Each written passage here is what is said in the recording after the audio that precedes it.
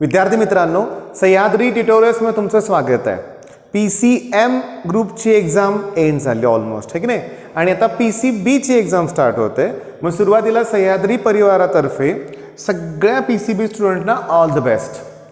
Paper खूप tough येत नाही आहे, मॉडरेट आहेत, इझी आहेत, ठीक आहे. त्यामुळे त्याचं काही तणाव न घेता तुम्ही पेपरला सामोरे जा. पेपर सोपाच जाणार आहे, ठीक आहे. व्यवस्थित पेपर अटेम्प्ट करा. तुमच्या स्ट्रॅटेजी तुम्ही तयार केल्या आहेत त्याप्रमाणे त्या इम्प्लिमेंट करा. चांगला स्कोर नक्की होईल.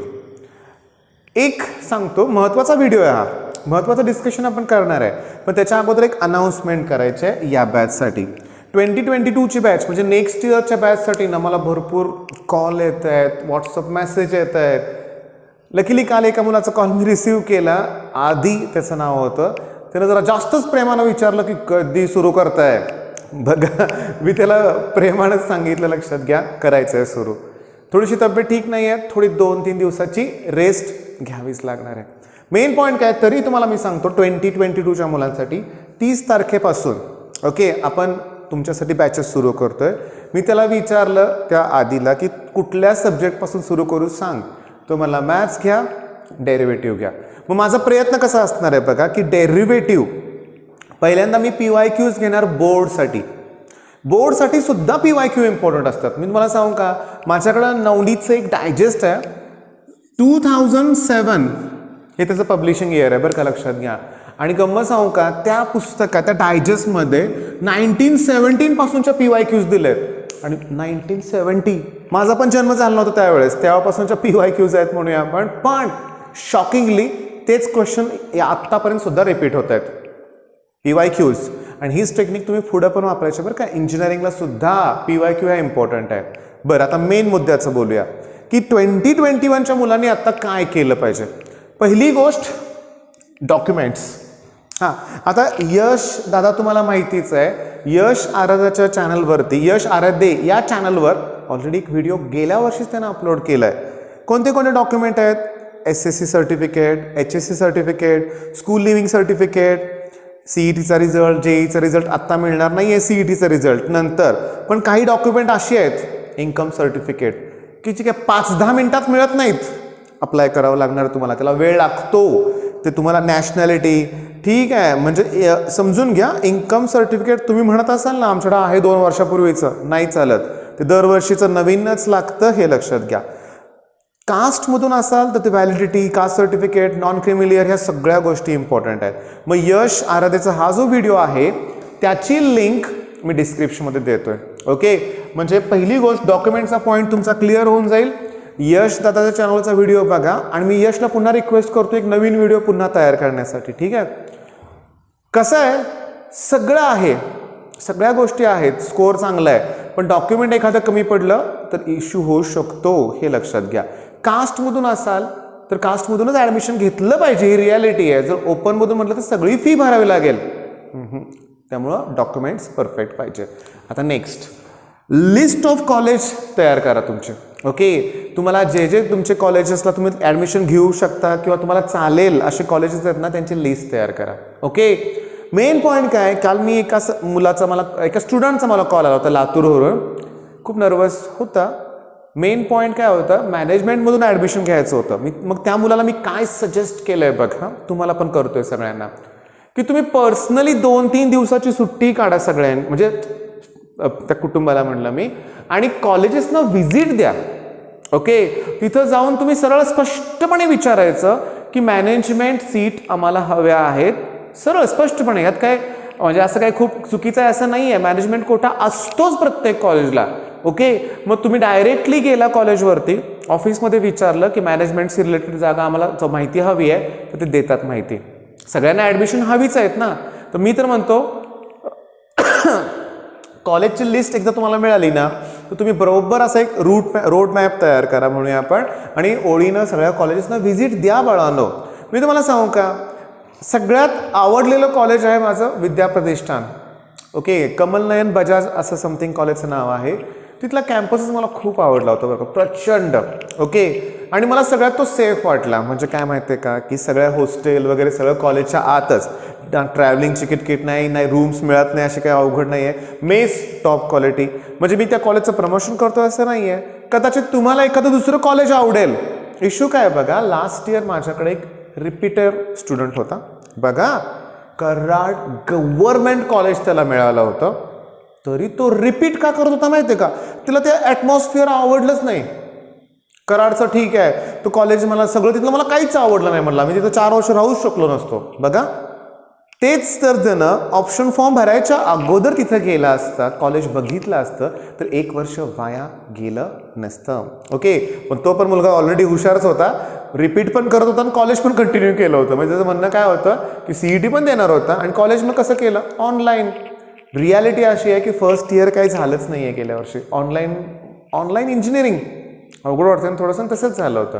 ठीक आहे, तुमची बॅच लकी आहे, 4 तारखेपासून शाळा कॉलेजेस सुरू होत आहेत, इंजिनिअरिंग कॉलेजेस पण यावर्षी सुरू होणार.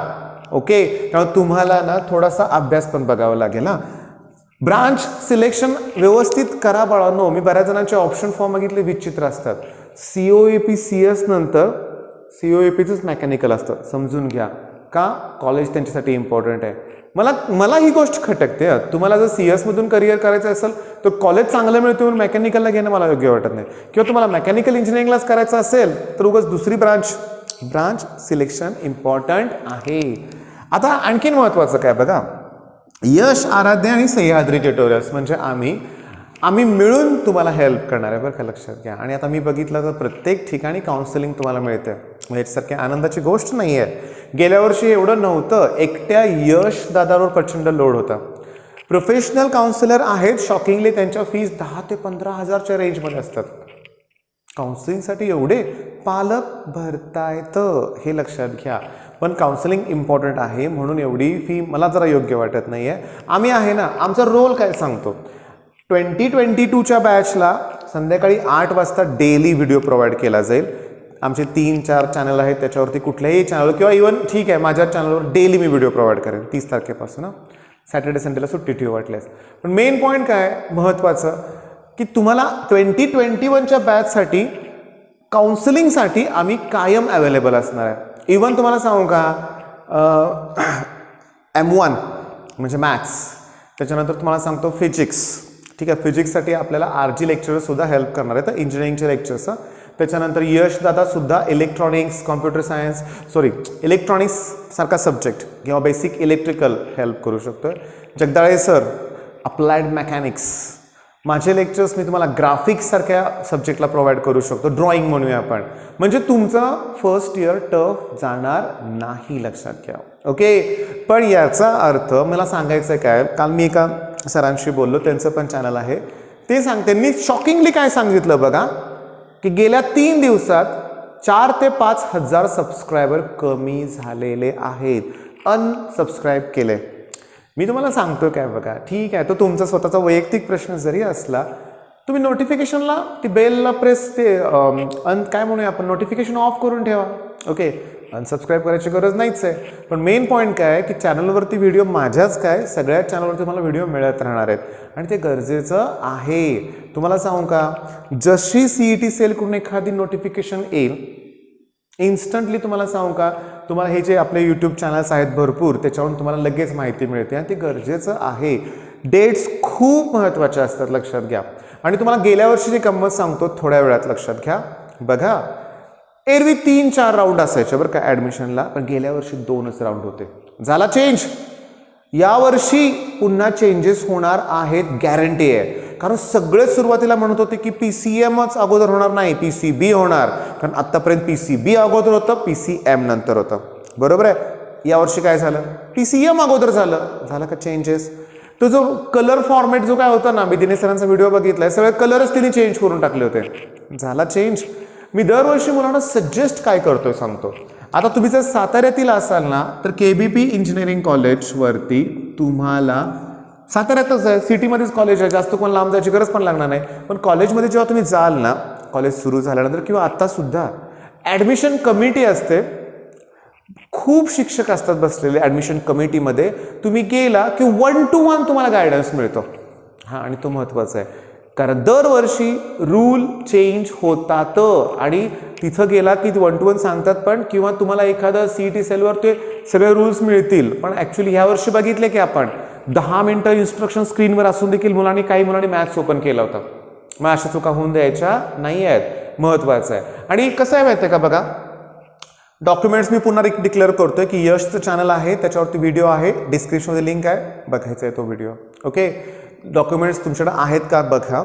कॉलेजची लिस्ट तयार करा. आता लिस्टमध्ये मी तुम्हाला सांगू का, एक कॉमन लिस्ट असते. कसं बघा, स्टार्ट COEP, VJTI, ठीक आहे. आता हे झाले 2 कॉलेजेस. नंतर एक तर सरदार पटेल अंधेरी येईल, नाहीतर PICT येईल. झाले 4 कॉलेजेस, ठीक आहे. एखादं दुसरं माझ्याकडून राहू शकतं बरं का चुकून, त्यामुळं सांगतो. मग आता नेक्स्ट VIT आहे, PCCOE आहे, Pimpri Chinchwad college of engineering, MIT आहे, ठीक आहे. बघा भरपूर आहे. तर मी आता थांबवतोय ते, कारण पुन्हा एखाद दुसरं कोण म्हणजे असं व्हायला नको की एक अतिशय महत्त्वाचं कॉलेज आणि मॅड राहिलं. मग त्यासाठी मी पुन्हा एक वेगळा व्हिडिओ तयार करणार. लक्षात घ्या, गेल्या वर्षी मी केला होता, यावर्षी तो व्हिडिओ पुन्हा तयार करतो मी. कॉलेजची लिस्ट मी तुम्हाला प्रोव्हाइड करतो. आणि सगळ्यात महत्त्वाचं की नागपूर हा जो भाग आहे तिथं सुद्धा खूप छान इंजिनिअरिंग कॉलेजेस आहेत. कारण नागपूरची सगळीच मुलं किंवा महाराष्ट्रातून सगळीच मुलं काय पुण्याला येणार नाही आहेत बाळांनो, त्यामुळे तिथली कॉलेज पण बेस्ट आहेत. त्याची पण आम्ही तुम्हाला माहिती प्रोव्हाइड करू, ठीक आहे. मग आता होतं काय बघा, थोडीशी रेस्ट घेणार आहे, तुम्ही पण घ्या. त्याच्यानंतर डॉक्युमेंट्स आणि 2022च्या बॅचला मी जेव्हा व्हिडिओ प्रोव्हाइड करेन तेव्हा रिक्वेस्ट करतोय, तुम्ही नाराज होऊ नका. ओके, दोन्ही म्हणजे सगळेच स्टुडंट माझेच आहेत, मला दोन्ही हवेच आहेत, लक्षात घ्या. ठीक आहे, मग ऑल द बेस्ट, धन्यवाद.